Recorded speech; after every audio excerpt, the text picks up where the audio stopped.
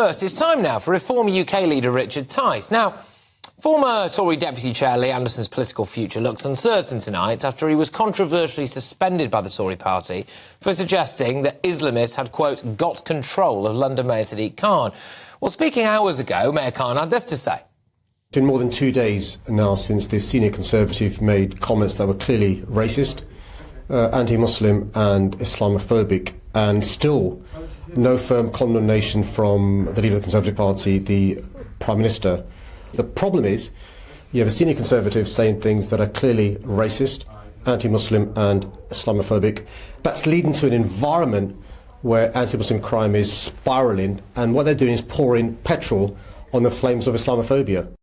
All right, so Lee Anderson is now tipped by some to join forces with Richard Tice's Reform UK, and Richard Tice himself said in a statement that Lee Anderson may have been clumsy with his precise choice of words, but his sentiments are supported by millions of British citizens, including myself. Never has Westminster and the craven left-leaning establishment been so out of touch with ordinary people. He goes on, but he's here himself, so I'll let him answer the rest of it. It's worth reminding everybody that Lee Anderson is going to be talking in a box office interview a little bit later on this show. But Richard, so when's Lee Anderson joining you then? Look, I'm not giving a running commentary of any discussions I have with any MPs of whatever, because, look, no, those are matters that are confidential. I'm not doing that. But what I am saying is I think tens of millions of British people support the sentiment of what Lee was trying to say, which is the streets of London every week are being taken over by intimidatory thugs, extreme Islamists who are bullying people. They are anti-Semitic, they are pro-Hamas. I've been into a couple of these demonstrations to ask them nicely, will they condemn October the 7th? Will they ask for the release of the hostages? And the answer every time is they won't answer that question. The last time I did it, a couple of weeks back, they shouted at me, they abused, they intimidated me, they shoved me, and they ramped up the music and the megaphone. I'm telling you, that is what is going on, and the British people are furious about it. Lee Anderson is regarded by many as the red wall made flesh.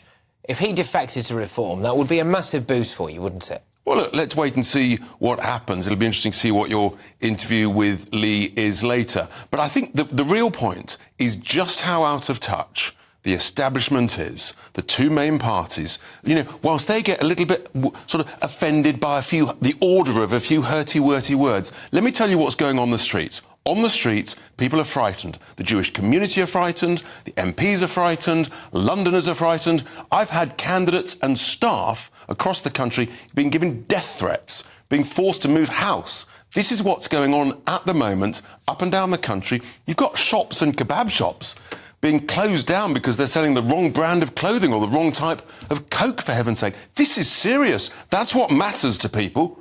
If Lee Anderson was a Reform MP, would you have removed the whip for what he said?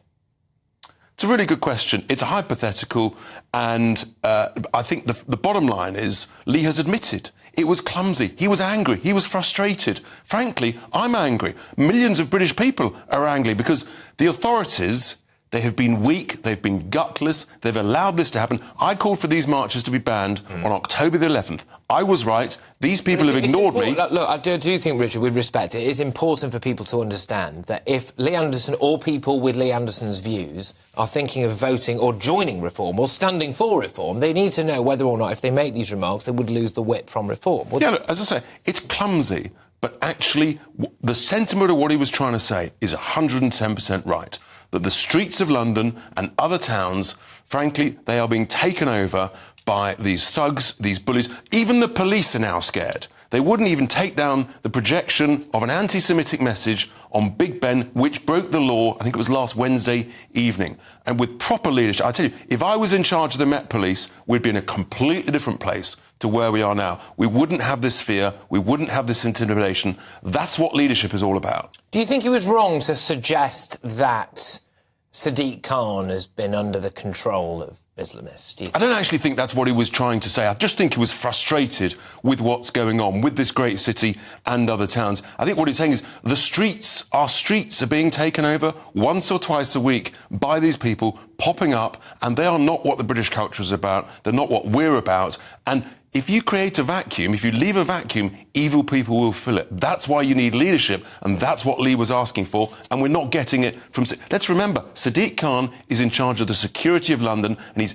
utterly failing, as is the Met Chief, Sir Mark Rowley. All right, OK, well, look, there's a heck of a lot more to come from Lee Anderson later on in this show. We have got an exclusive interview with him and our political editor, Christopher Hope. He does address the point of reform, so no doubt you'll be watching, and no doubt Rishi Sunak will be as well. But just about got time to touch on a different story with you as well. So new research has shown that slashing net migration to the UK would leave Brits more than £1,100 a year better off. Analysis from former Prime Minister Liz Truss's Growth Commission has found that a reduction in net migration to 150,000 a year would reduce GDP overall, but crucially would increase GDP per capita, leaving more money in our pockets in the long term.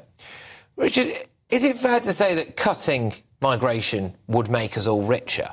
Oh, completely. It's basic economic common sense. Because what you're talking about, if you've got mass immigration, you are increasing the supply of labour, and therefore, guess what happens? The price of that labour goes down. It depresses British wages. I want a shortage of labour so that actually the price of that labour, the lowest paid, the least well off in this country, it goes up. Then if a business can't afford the labour, it invests in capital equipment. That's how economies have worked for the last 200 years. That's how the combine harvester was invented. There's no surprise to this information. The person who is surprised is Liz Truss herself, because she was pro-mass immigration. She was part of the government that's allowed this post-Brexit. OK, Richard, look, thank you very much for your time today. That is Richard Tice, the leader of Reform UK,